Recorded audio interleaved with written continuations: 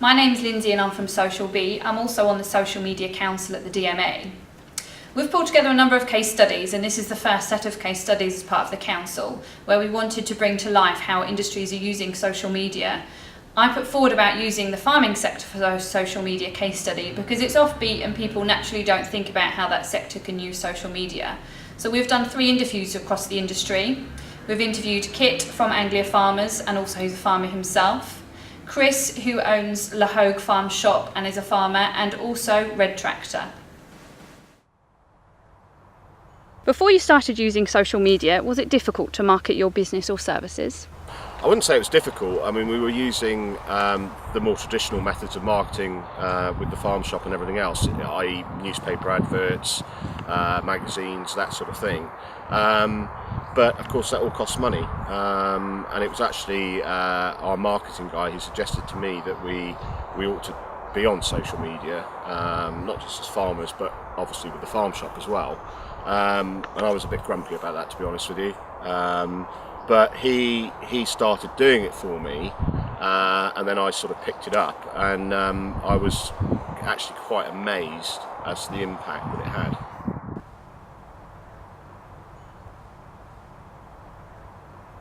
What enticed you to start using social media in the first place? I was made to. I probably think quite a few people are scared of using it, particularly if they've never used social media before. And you know, I mean, I think Facebook, Twitter, it is Marmite. You either love it or hate it, I think. And those people, there's a lot of people say, you know, I don't understand people why they're on Twitter or Facebook and everything else. And I think once they get onto it, maybe they see the benefit of it.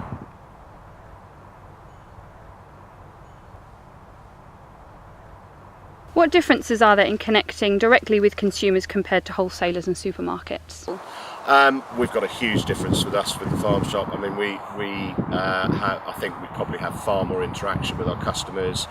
I think that the whole nature of the farm shop business is that people are interested in what they're buying. It's not like a supermarket where you go around and it's sure and everything else. These people have driven out here because they're interested in what we're selling, how it's been produced and everything else. So we're constantly talking to them about that. So we have that, you know, far more interaction than I think probably a supermarket does. And that's the same on Facebook and Twitter. I mean, we're interacting with them all the time. And actually, I think this is where I found the social media most useful, is there are some people that are shy to talk to you. They don't feel comfortable talking to you, that's just their personality. However, they're really comfortable to talk to you on Facebook.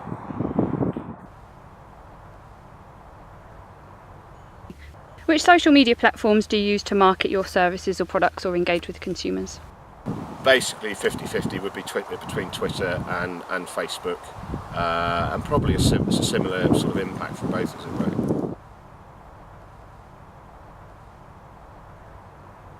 What business benefits have you enjoyed through using social media?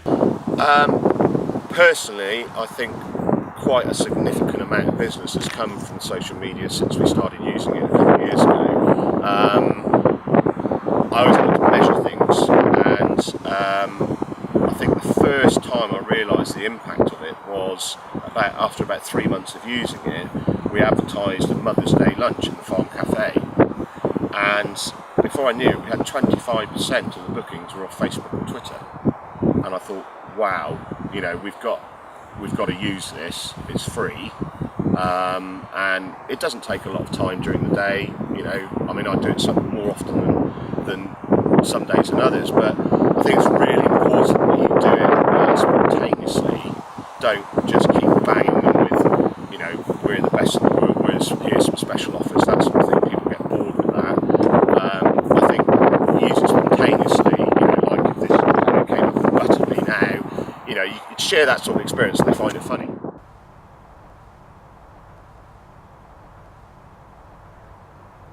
And what 3 tips have you for other organisations on wanting to use social media effectively? Get on it as quick as possible. Just like I just said, don't make it this monotonous, you know, sort of flagging what you do best and all that sort of thing.